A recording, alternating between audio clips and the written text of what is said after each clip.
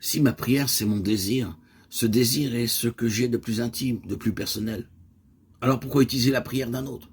N'est-ce pas m'éloigner de mon désir propre, aliéner mon désir au désir d'un autre? À moins que cette prière ne me révèle à moi-même et à mon désir secret. La prière de Yeshua, le Notre Père que disent les chrétiens depuis 2 millénaires, serait-ce la prière d'un homme qui pourrait me révéler à mon humanité et m'introduire dans l'intimité avec la source toujours inconnue de tout ce qui vit et respire et qu'il appelle Abba? Mais qui est cet homme? La question n'est pas sans importance pour ceux qui veulent laisser prier en eux les paroles qui expriment leurs désirs.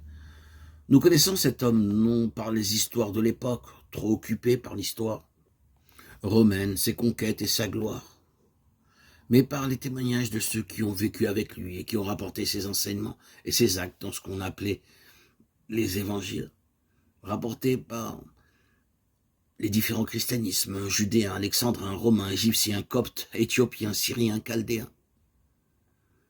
Si nous étudions honnêtement ces témoignages, parfois contradictoires, nous nous trouvons en présence d'un homme innombrable. Plus nous le connaissons, plus nous le découvrons inconnu. On ne sait pas vraiment ce qu'il fut, ce qu'il a dit, mais ce que certains ont vu, ont entendu. Ceci semble inspiré et digne de foi. Il nous laisse libres de nous faire une image de ce qu'il était. Il est vrai que son image, à travers les milieux et les époques,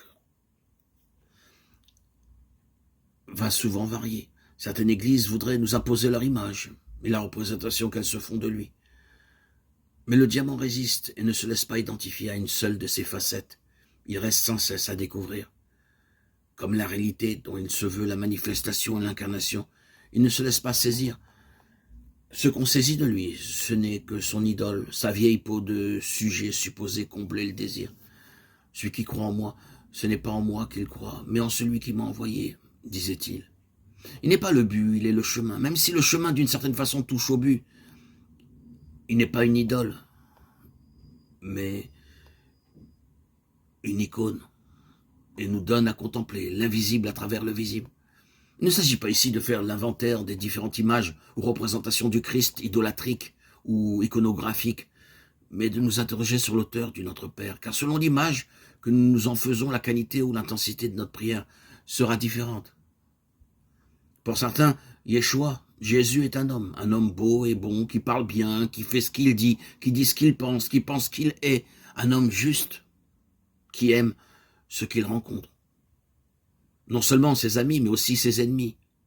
Un homme qui ne résiste pas aux méchancetés et demande à son Dieu, notre Père, de leur pardonner, parce qu'ils ne savent pas ce qu'ils font.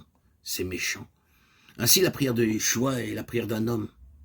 Elle exprime le désir de quelqu'un qui ne craint pas d'aimer jusqu'au bout, même si la peur de mourir lui fait verser sueur et sang. Dire après lui les paroles qu'il a dites, c'est élever son désir, éveiller ce qu'il y a de plus noble, de plus aimant, de plus humain dans l'homme.